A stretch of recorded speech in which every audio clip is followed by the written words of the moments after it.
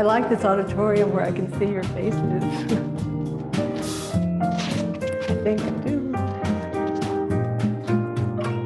Yeah, can you,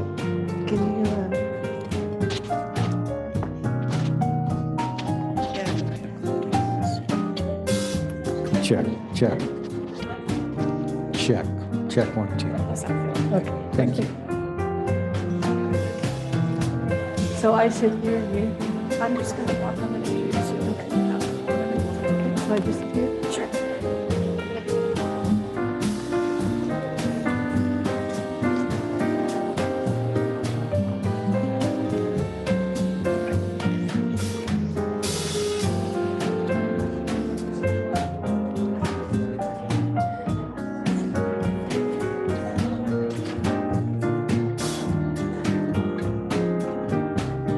Boys already up there? Can you hear me okay?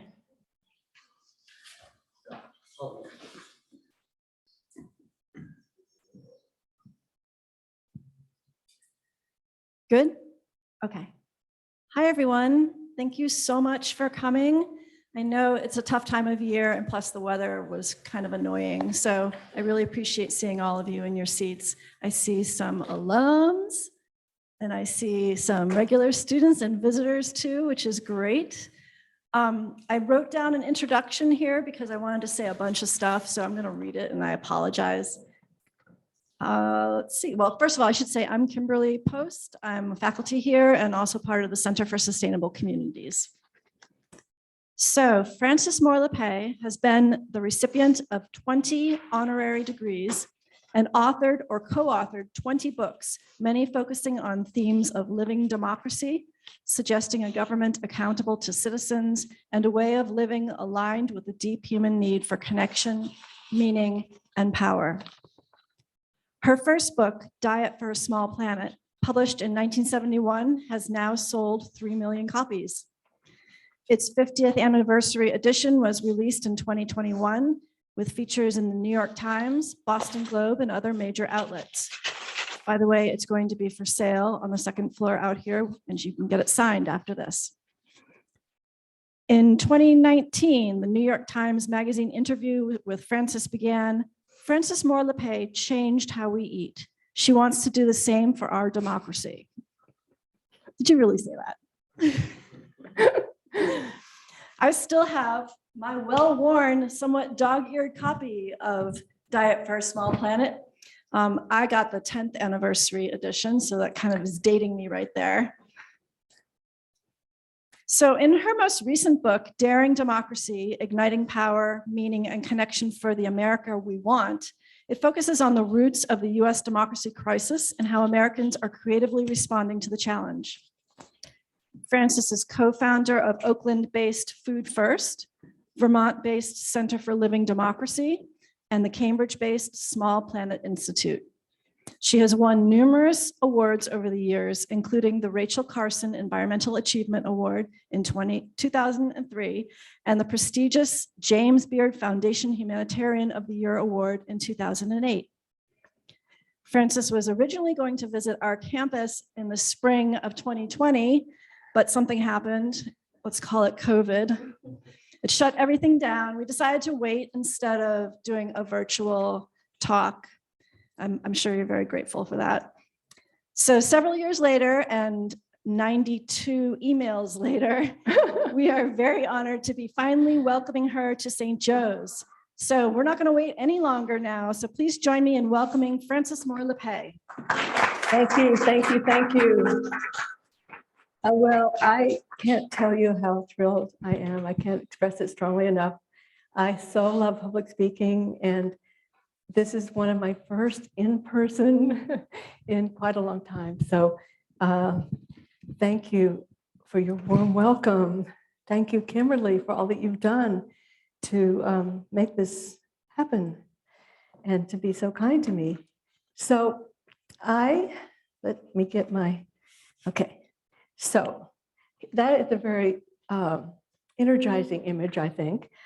However, I would like to start with this. And this is a little scary image, I agree. But it underscores for me what is happening right now, that we are in the midst of enormous crisis, and I call it the big storm. And in a big storm, this is what happens. The roots you can see for the first time. And I sort of use that metaphor to keep myself energized that there's something positive about having it all hitting us. And so my talk really weaves the climate crisis, the economic crisis, and our democracy crisis together as three of the roots of this crisis, as you see here. So they all are interacting. They all influence one another. And that is really what I've learned over the last, half century. And so that idea of everything being connected, I had a German friend who said to me once, he said, Frankie, in biological systems, in all systems, there are no parts. There are only participants. And so I want to underscore that these are all interacting with one another. And so I then started asking, and this started even more than 50 years ago when I was just a little older than you. And I was living in a world where we were told that there wasn't enough of anything, that we were running out of food, and I was terrified. And I went to the library and I said, oh, is that true? And I realized pretty quickly that no, there was enough food for all of us, right? But the world had had this frame of scarcity. And that was the beginning of this question of why would the brightest species, these big brains, why would be creating together a world that as individuals, none of us would choose?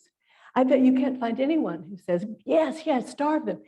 Maybe if they're very twisted. But what I'm saying is that nobody gets up in the morning and says, yes, I want to make another child die of hunger, or yes, I want to make the planet hotter, right? It doesn't happen. So why are we together creating a world that we as individuals abhorred? And it was that moment in the UC Berkeley Library when I began to realize that, it was our big brains that were part of the problem. And what I mean by that is we don't see the world as it is, but as we are. This is the core question that I've been asking then all of my life. How is this possible? And my answer, I get a little help from Einstein. I like to throw him in before I hit you with my interpretation. Einstein, what he's getting at is that the theory, actually, a scientist looks within the theory until it totally falls apart. So that we see through filters. And the way I put it is simply, I kind of ditch the idea that seeing is believing, which is say something we hear all the time. And actually for our species, it's our belief system that creates filters and we can't see out of it. It's hard. We have to crack it. We have to admit that it's not working. And so part of my life is trying to break people out of a belief system that is doing us in. So, excuse me. Now, what is that belief system? And I want to get at it here. It asks the question, what are we? Because it seems like a really important place to start for answers to any problem. What do we assume about human nature? Are we this? Are we that? And I feel that our culture tells us that, yeah, we can show up this way, but fundamentally it's over here, that all we can really count on is this left side, those very negative traits, right? That's my case, and you can push back and ask, challenge me at any point in our discussion. So what I feel then, that assumption that a lack of both goods, there's not enough in the world, scarcity, and there's not enough goodness in us. It sets us on a path that I have called a spiral of powerlessness. And what I mean by that, and yes, it undermines democracy, that if we really are these selfish little shoppers, then of course we don't trust ourselves or our neighbors to come together in common problem solving. That's democracy. And we think, oh, we've got to turn over as much as we can to an impersonal force, the market. Do what brings highest return to existing wealth. Yes, that kind of market, not free market as we often hear. And then that determines the winners or losers. And so wealth then inexorably concentrates, because I'm arguing that there's really one rule to our kind of market. And then what happens there? Those left behind are blamed for their failure, and divisions increase, and concentrated power twists the political decisions to their benefit. And there we are. It's self-reinforcing, because you see people showing up poorly in that, and it just confirms the idea that we are just selfish, materialistic, and not very cooperative, right?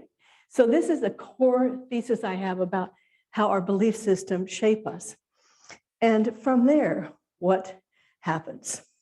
From there, the spiral of powerlessness ends up creating the conditions that bring out the very worst in us. And so here is the question that this is what that spiral brings forth, right? And I don't think many people appreciate how extreme our country is. I'm not going to go over these. You can see them pretty clearly, I hope.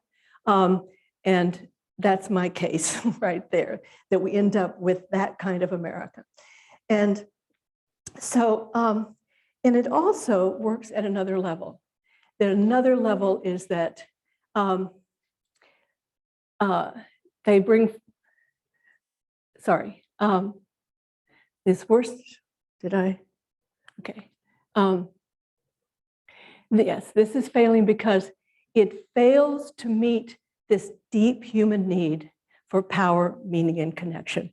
This system, this belief system, I'm arguing, undercuts us in a number of ways that are beyond just the material, just the income concentration and extreme poverty, that our deepest need for dignity is undermined, following from this belief system.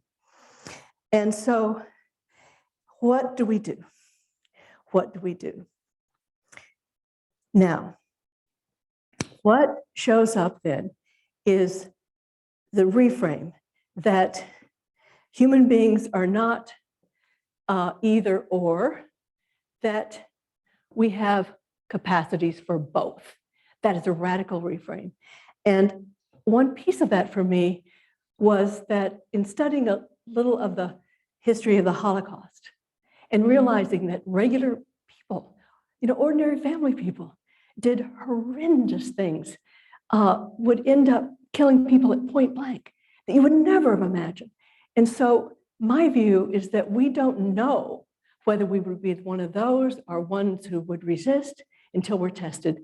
But pretty much I'm arguing that depending on the social conditions that we create, a lot more of us or a lot fewer of us can act toward one another with dignity or brutality. And so that's why it's so critical that we step up and create the conditions that bring forth the very best in us. And so that is what I'm really, really taking in here. And the conditions then are these three. Can you see the slide okay? I'm kind of walking in front of it. But they are that the conditions then are continuous dispersion of power, so we all participate in power, transparency, so we know what's going on, not all those secrets in the White House, and a culture of mutual accountability instead of the blame, blame, blame. And we've so fallen into the blame of, blaming poor people for their problems, or lately blaming immigrants somehow, and actually, that they're bad people. I just wanted to tell you a little personal experience I had after, hearing about, all the bad things they said about immigrants, for example, in this blaming culture, that I remembered back about, especially immigrants at this point. I had the occasion to go to a labor camp, a farm labor camp in the Midwest many years ago. And I spoke with a farm worker there who was dying of cancer because of her exposure to farm chemicals. And sitting in the kitchen, her children were playing. And she said, "I don't understand. We bring you your food. Why don't you appreciate us?" And so, just to walk in the shoes of people who get blamed in this very blaming culture, even for a moment for me, it was very, very touching and life-changing. I had my daughter with me too, and she heard that, and I think it really changed her life as well. So what I'm suggesting is, though, that as we move into this away from the blame and into a culture of mutual accountability, we realize that we can't just point fingers, that we're all in one way or another connected to creating the rules that set it up so that some people are like that woman situation in the labor camp. And so this is really what defines my core ideas about living democracy as a root solution. And so the other thing is that the realization then that, yes, indeed, the conditions we create then can do what? They can reverse that circle, that vicious circle of disempowerment and poverty and disappointment. And it starts with a very different assumption, and that is that we together create the rules. We're not just simply selfish and materialistic. If we create the rules in the way that bring out the best, then we can begin this very positive reinforcing cycle of empowerment. And so we create the rules that bring out the best. That means certainly getting money out of politics and a government then freed from private wealth. And so rules can ensure transparency, and living democracy evolves, and fear and blame recede. So this is very much the opposite of the other spiral I told you, and I think it is still very much possible. And so that enables us, this spiral of empowerment that enables us to go to root solutions. Back to my original slide of the roots of the tree showing and the roots of our problems. So certainly each has pieces of the answer underway right now. And so I'm going to, the rest of my talk, I really want to dig into a little bit each of these, this spiral of empowerment, creating alignment, making it possible then to align with nature and in many other ways advance. So we can then tame our brutal form of capitalism.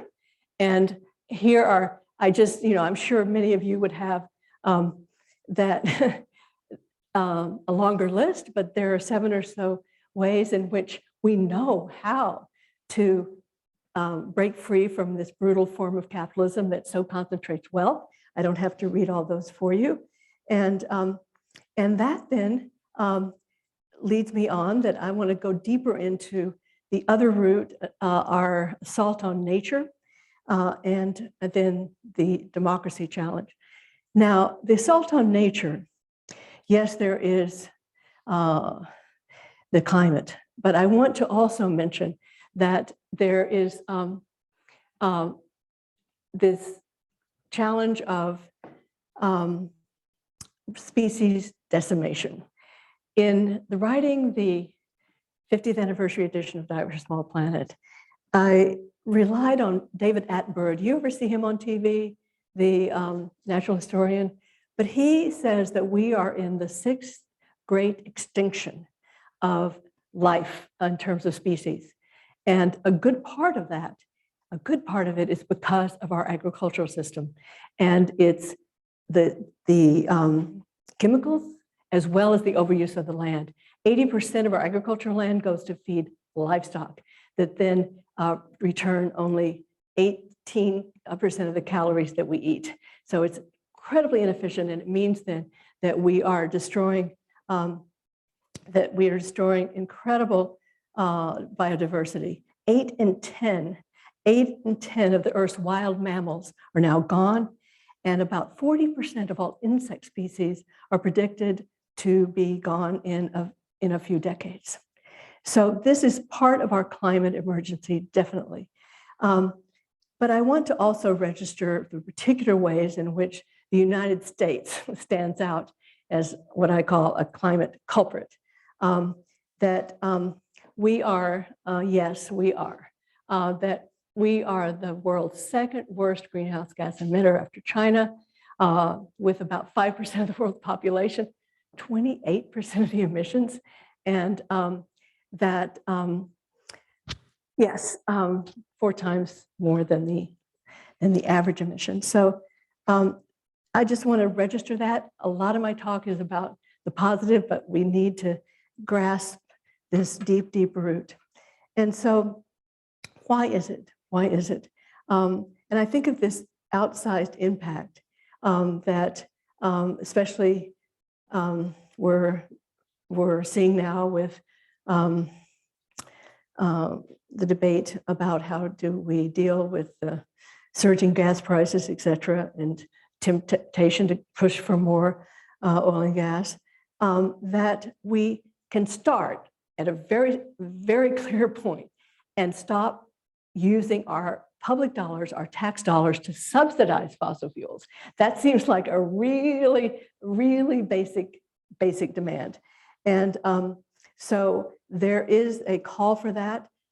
20 billion in our tax dollars now are going to subsidize fossil fuels. And this is truly, as I've pointed out, the result of a very corrupted political system. And I don't want to make myself sound like a partisan, but I do want to clarify that money rushing in from the fossil fuel industry that gets us so hooked and unable to disconnect. There are 8 times more fossil fuel money donations are going to Republicans compared to Democrats. So that's where they have a better chance because, as you know, there's a lot of resistance to Biden's efforts to deal with the climate crisis. Overall, what is needed now? What is needed now? What is needed now? That aligning with nature, healing with the earth, facing this 6th grade extinction, and recognizing that we also have to heal our unsafe water, and that is now that last estimate of the impact of water pollution, mainly from chemicals in farming, has ended up creating a dead zone in the Gulf of Mexico that has grown now to the size of the state of Connecticut. This is this line down here, and I've told you about that already. So this is a big, big deal. And so, where do we go?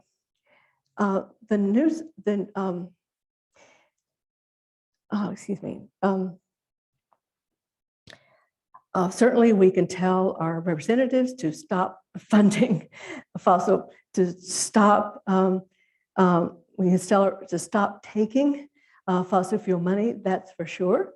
And that we can also really push for what Biden has already requested, $45 billion for several federal approaches to tackle the climate crisis. It's not enough, but it is in the right direction. And one very respected group said that the technical potential to fulfill Biden's pledge to cut emissions in half it has that possibility to cut emissions in half from 2005 levels by 2030. So overall then, a new study, it says that these are also really critical pieces of the Build Back Better approach. And I think I've covered some of that. And I was particularly excited about the public transit approach in it and focusing on disadvantaged neighborhoods. And also, as you'll see in a minute when I go into the food and farming part, that I was really glad that farmers and forests were part of this. And that is what Biden is up to. And so that is encouraging. And now, so where do we go?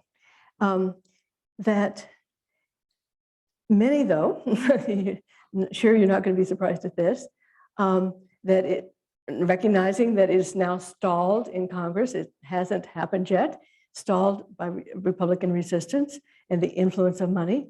But some are also outraged. Certainly the Sunrise Movement, are you aware of the Sunrise Movement of young people?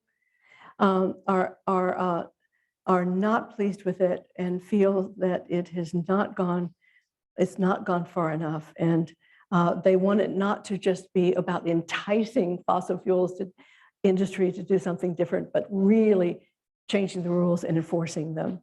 So, and again, it's this cycle with the corporate influence in our system. So what is now underway, I'm excited about, is that a lot of environmental organizations are working on a pledge where they're getting citizens to ask their legislators to reject any fossil fuel donations. There are now dozens of environmental organizations that are part of this. Anything above $200, that is, from a fossil fuel company, and are sponsoring 10 pieces of a Green New Deal and want them then to sign on this petition campaign is to get their legislators not to take fossil fuel money and to sign on to a battery of truly progressive climate action agenda items. And so in all, I think it is very clear to certainly the international body, the IPCC, that keeps us abreast of where we stand in terms of climate change, that we are very much now right at a do or die moment. This is the time to make big change. And so this is the make it or break it time. And in so many ways, I'm so impressed that Maine has been a leader. And I'm going to highlight one of my heroes here shortly, but that I was just delighted to see that, that as we take on this make or break moment, that there is a national movement for state constitutional amendments requiring a healthy environment for all of us.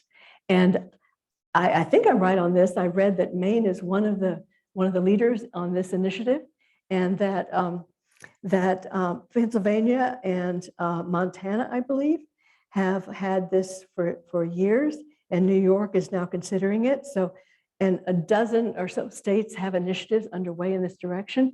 So I think this is a really interesting approach to actually put our right to a healthy environment into our state constitutions. And so from there,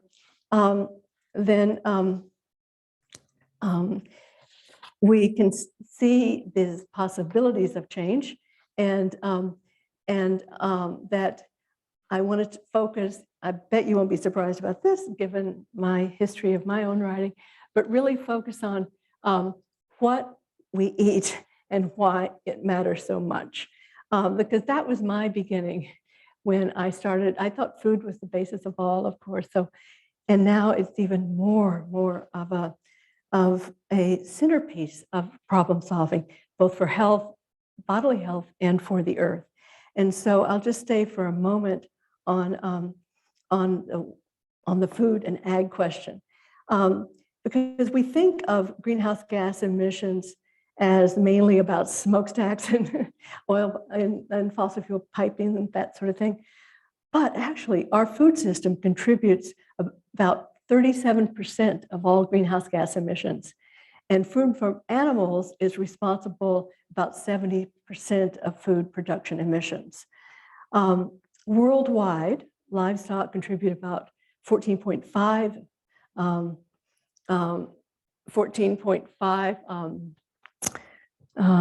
percent.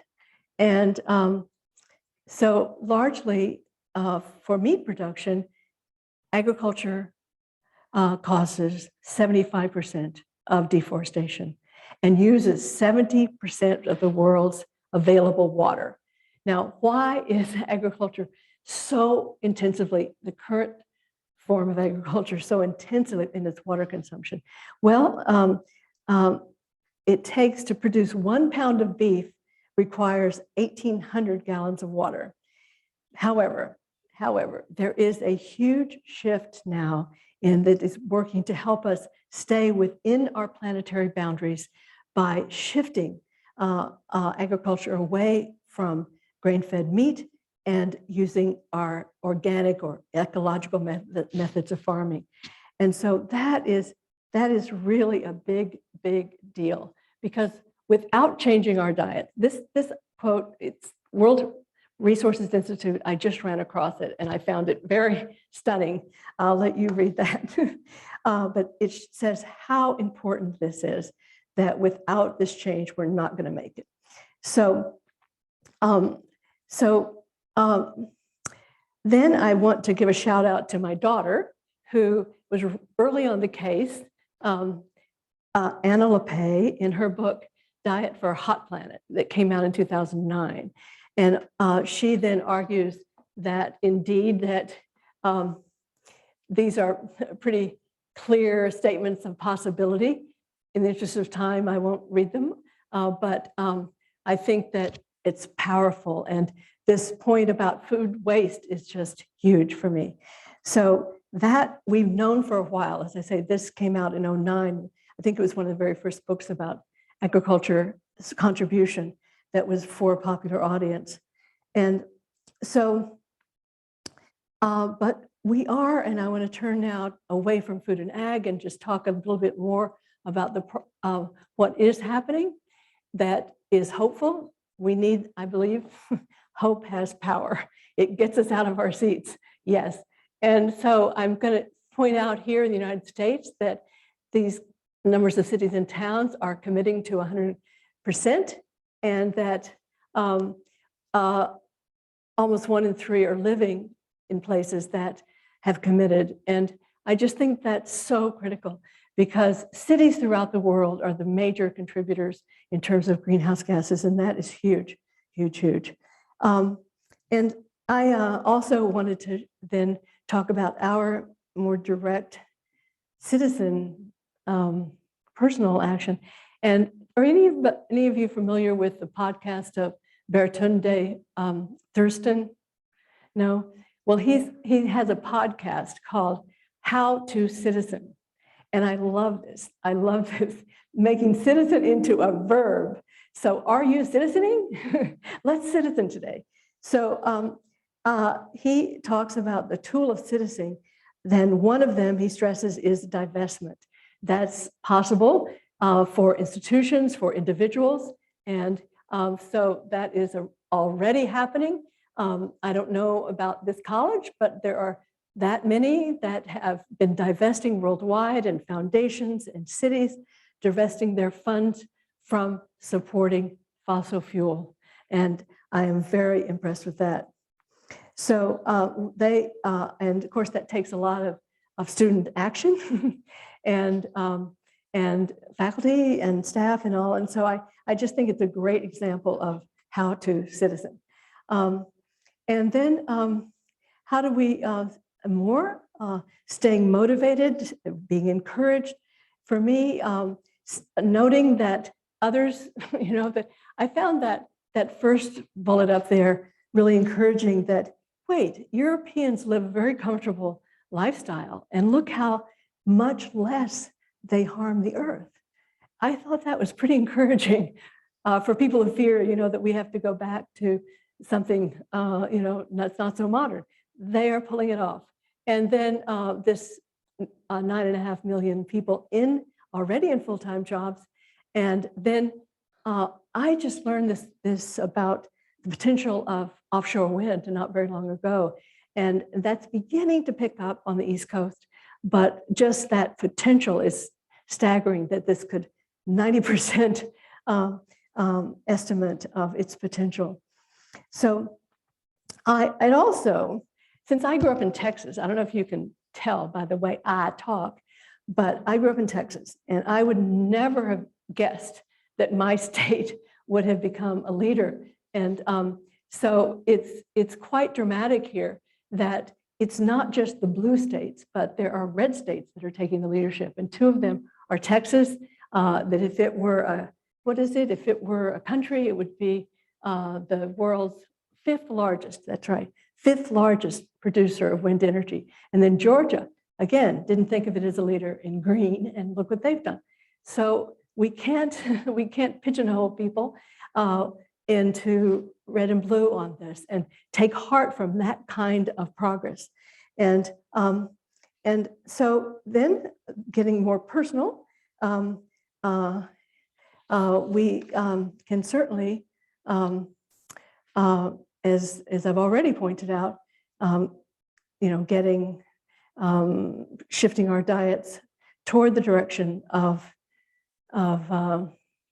plant-centered eating, which is so much more ecological. But another piece of this for me is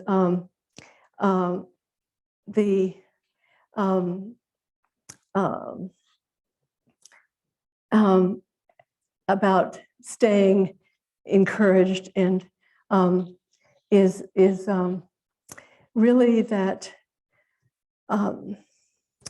we appreciate what individuals can do, and what my hero. Do you know of Chloe Maxman? Do you know her? Well, I talked to her years ago when she had just graduated from Harvard, and she was leader of the divestment movement there. And she said, I want to go back to Maine and live in my hometown, but I don't know what work I could do. Oh, she said, maybe I could run for office. And so she did, in a very young person, obviously. And it was a district, it is a district, I'm forgetting the number of it, but that it's unusually elder population there. It's older than normal for the rest of your state. And she went door to door to door. And she told me about, she went down this path to a man in a trailer home who'd never been approached by a candidate. And he told her that she was the first, and he would vote for her. And so she won, and she pushed forth a Green New Deal, and including solar power for schools. And now she is a state senator.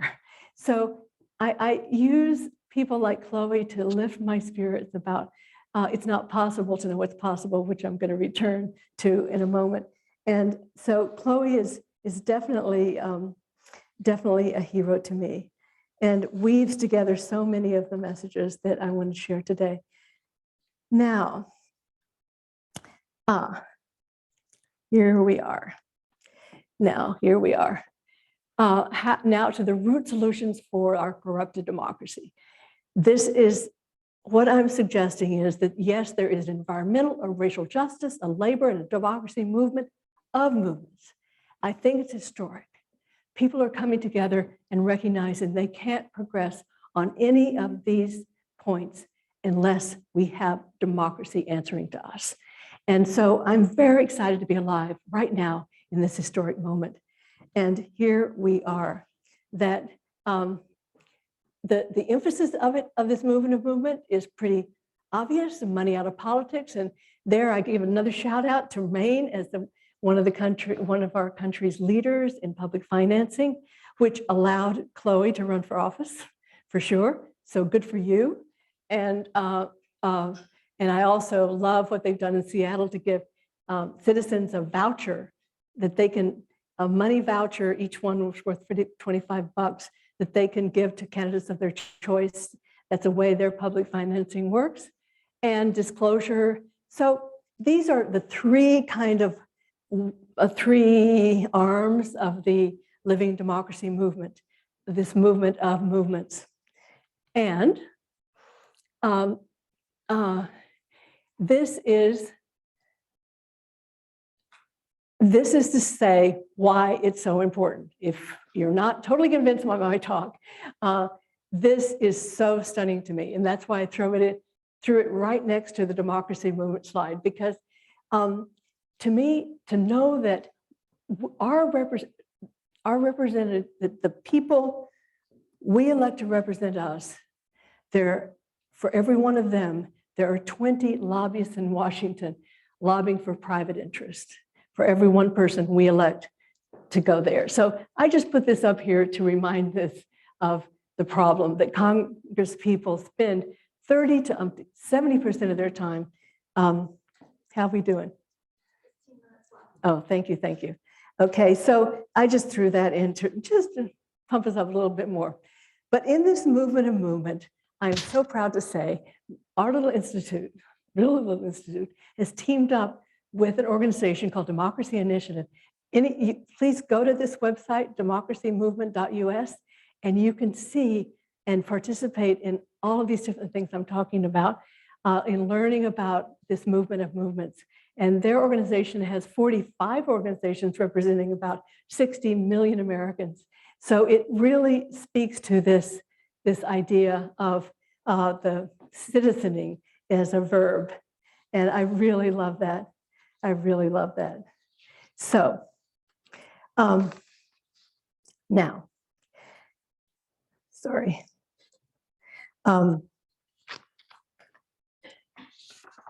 Okay. Now, here we are. So, sorry. I wanted to introduce you to another young inspirer of mine about, we had the 3 different arms of the democracy movement. And one of them is fair districting. Do you know the term gerrymandering, the idea of drawing party lines, bipartisan interests that then make it impossible for the other party to win?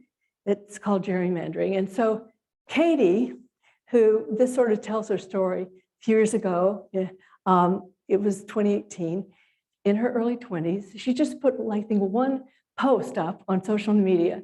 And ultimately, people all across the state said, yes, we want a state initiative of citizens put forward to stop gerrymandering, right? And they ended up getting such a response. They had town meetings and libraries all across the state. They collected 425,000 signatures, and it passed. And there's a fabulous movie that's been made about Katie that you can probably find by Googling. It's very cinematic. It's not teachy at all. It really gets you into what she experienced. And you see these young people carrying these boxes of petitions that they had to get signatures to pass for an independent districting commission instead of partisan districting commission. And so she's another one of my superheroes, Katie Fahey. And so now then, I'm beginning to wrap up here on the more emotional side, because often I think that we think of democracy as a duty, or at best kind of boring. You got to get down, you got to mark your calendar. When am I going to vote? Dull. It's not exciting. But if we really think about democracy as a way of life, the values of which permeate all of our social relationships, and we are willing to get out of our comfort zone to be part of it. And believe me, that picture of me, you see, I was out of my comfort zone. I ended up in 2016 walking from Philadelphia to Washington, D.C. and getting arrested on the Capitol steps. And honestly, I was afraid it was going to be that little old lady they managed to carry off. I walked the whole way, and I sat on the steps, and the thrill of democracy for me was so real, because I did step out of my comfort zone. I met people I would never have met otherwise. I realized, oh, wait, as I was walking into the Capitol, walking with all these other people, and the dome of the Capitol appeared in my eyes, I started weeping with the emotion, the feeling that, oh, wait a minute, I know they answer to me. I'm in charge. And you think of the august buildings in DC as the people who run everything, but in a democracy, they're answerable to us. And so that's where my partner at that, on that trip, a young man that I wrote Daring Democracy with, he's 49 years younger than I am. And we marched together and we agreed on every word of that book after being so inspired by that march. So getting out of our comfort zones, trying what we thought we could not do. I'm going to say more about that, but that was a really key part of what I call the thrill of democracy. Bonding with strangers, realizing that you can do more than you thought you could, which is, I call civil courage, and movement from being a victim to being an owner of our democracy. So that then really says to me that we are at a point then where just being good is good, but it's not enough. That courage is our call. And I don't think this means that we have to be fearless. I don't think any of us can be fearless. But I think the idea of this moment, what's called on, is to realize that fear is pure energy, that we can do with what we please. That is the big breakthrough. And I once, just personally, I'll share you this moment. I was in an audience, and I don't like to speak out in audiences, and some Al Gore was speaking, and I really wanted to his position a little bit, but I was with friends who I was afraid they would be very offended that I might criticize Al Gore, God forbid. So I got really nervous, and what happened is my heart started going like this, and I said, "Oh, you always talk about reframing things. Why don't, Frankie, why don't you reframe that as your inner applause?" So I'm recommending that we understand that to do what we thought we could not do will trigger fear. But remember that fear can be energy that can be transformed. And also remember that, that indeed courage is contagious, that somebody is always watching you. And the only choice we don't have is whether to change the world. Every act we take and do not take, someone is watching. And those ripples will go farther than you could ever know, of course, of course. So that really is the key to my thought about where we are now, and to underscore that to make this journey for true living democracy, to heal our relationship to the earth, we do not have to be optimists. What I mean by that is that in a world where everything is connected and everything is a continuous change, all we have to do is recognize that it's not possible to know what's possible. How can we know? Because things are moving and it's all connected. So I don't call myself an optimist. I call myself a possibilist. And that's plenty good for most of us. Most human beings do not need certainty of success in order to go. That when you applied to this school, were you certain of your success? No, but you took the risk, you did it. So I just love this idea that it's not possible to know what's possible. And really that this allows this hope in action, and that, and this is our power today, because hope actually organizes our brains toward solutions. And so I'll close with some words that have been on my wall for probably 40 years, written by a Chinese who said, "Hope cannot be said to exist, nor can it be said not to exist. For it is like the roads across the earth. In the beginning, there were no roads, but when many people walk one way, a road is made." Thank you so very, very much. Thank you.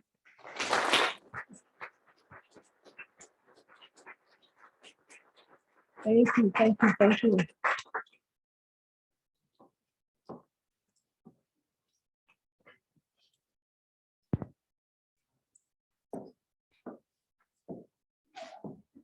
We're going to do questions now. And I mean, I'd love any feedback in any form, except maybe some throwing rocks at me. So if you have any questions, go ahead and raise your hand and we'll get a microphone over to you.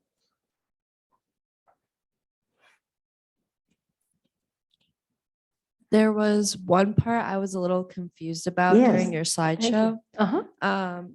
You were talking about like ecological farming and like reducing like water pollution.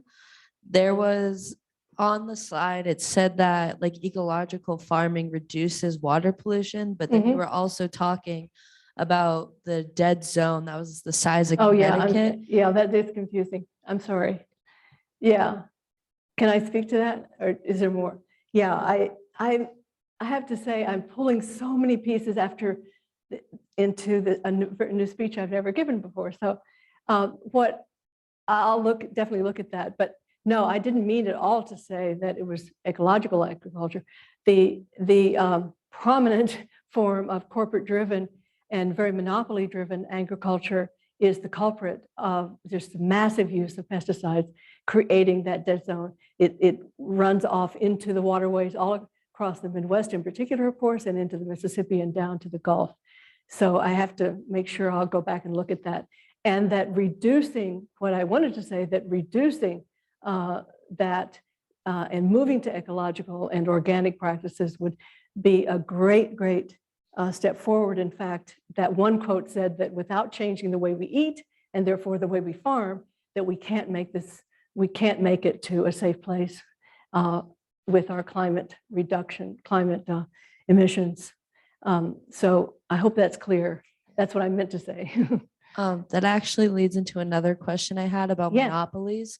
So when you were talking about like what we need to change for things to like start leading in a better light, it said anti-monopoly policies or like enforcing anti-monopolies, which I don't necessarily disagree with, but are you talking about like completely eradicating monopolies? Because I know in places like Maine, like especially up north, it's hard for people to get access to electricity and water without monopolies, because sometimes it is cheaper for people to have, like for monopolies to exist. So I didn't know if like there was ever a time where you thought about maybe like a more ethical version of monopoly or how to overcome that.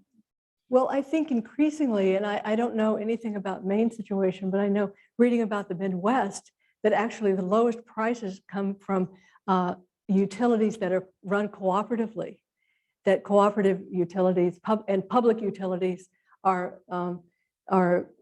better prices for consumers than just private and corporate monopoly. So that makes a lot of sense to me, that something that was in the public sphere and or privately owned but cooperative utility would have the best prices. So I would love to know more about that. But I think in general, I'm right that other way of organizing our economy that's more fair, and there's more feedback into the system from all of us, that logically it would have better pricing. So I will look into what you say. Thank you.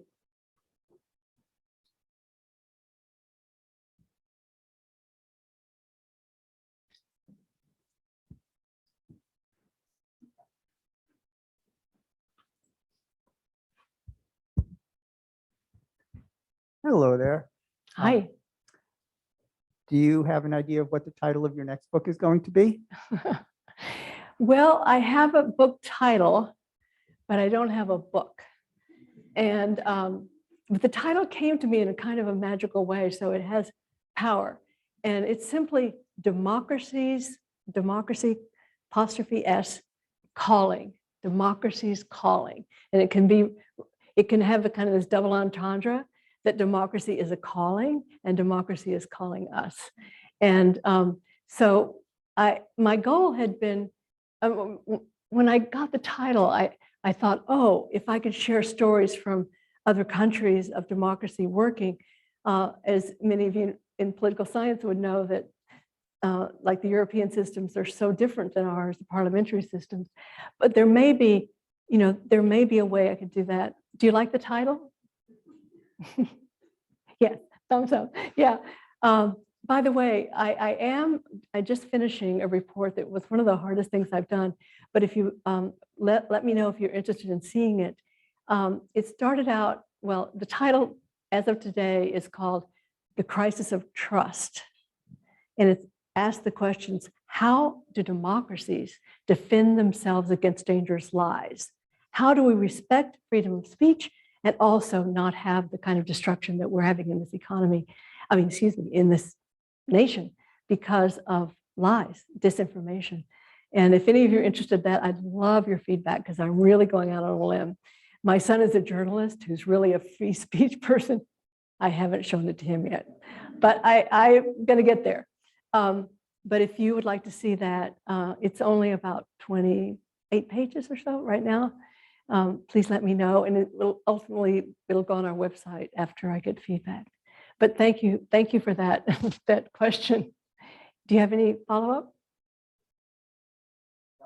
Okay.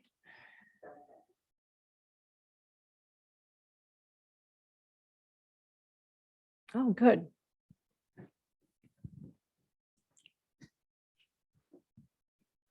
So you spoke a little bit about getting money out of politics.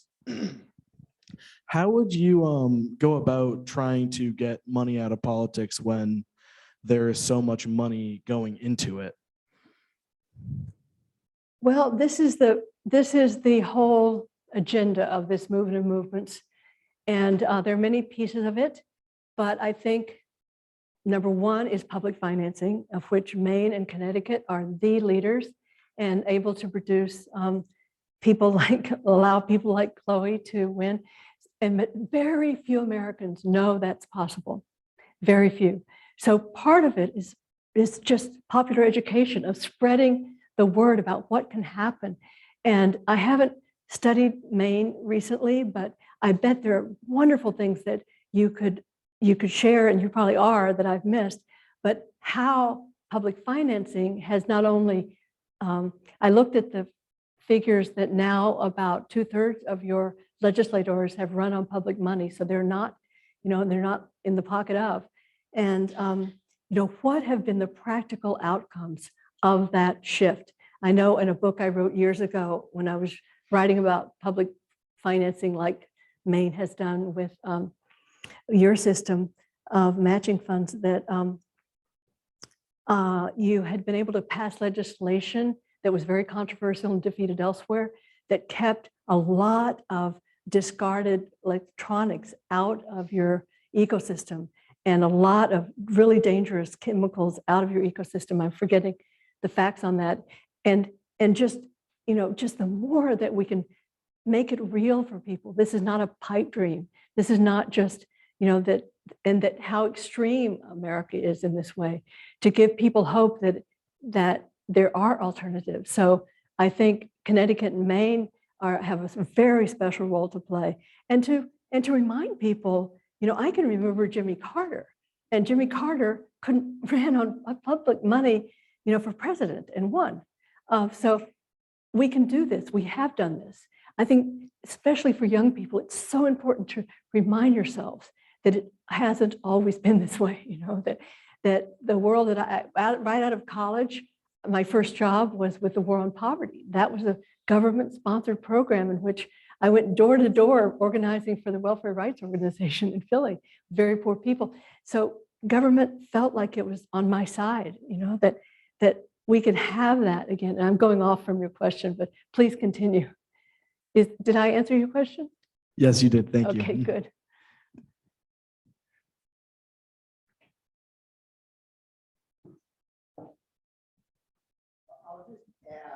This isn't a question, Yes. but that you mentioned Chloe Maxman, and I don't know if you said how old she is. I don't know. I know when I interviewed her, she was 24, 25. She's still in her 20s, I'm She's still in pretty her sure. 20s. And I don't know if people here are aware that the current Speaker of the Maine House of Representatives, he might be the youngest Speaker of a legislature in the entire country. Ryan Fecto, he's 29 years old. Wow. So just for students here to realize, the Speaker of the Maine House is less than 10 years older than any one of you. That I'm is guessing. amazing. So that's pretty amazing, especially in a is. state that actually has the oldest population in the state. It is. So, It is. I'll just, Frank, if you don't mind my asking, how many of you here think you might run for office?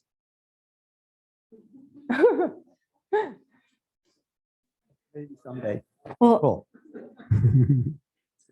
another friend of mine was Deborah, now I'm blanking. Anyway, she was a waitress in Auburn, Maine, and ran for office and won. And I got to know her and just was so excited, and she was quite a leader as well. And then Coke money came in and defeated her. Deborah Simpson is her name. But nonetheless, she made a big impact. And we have to now figure out how to keep out that kind of spoiler. But I think Maine has a very special role to play, and I'm delighted to learn about the 29-year-old. Thank you for telling me that. So I think we're going to have to stop now so that we have time for book signing. But let's give Francis another round of applause. And we have books for sale out here on the second floor in the lobby. And feel free, she'll be out there momentarily and she'll sign them in whatever you request. And thank you Yep. all so much for coming.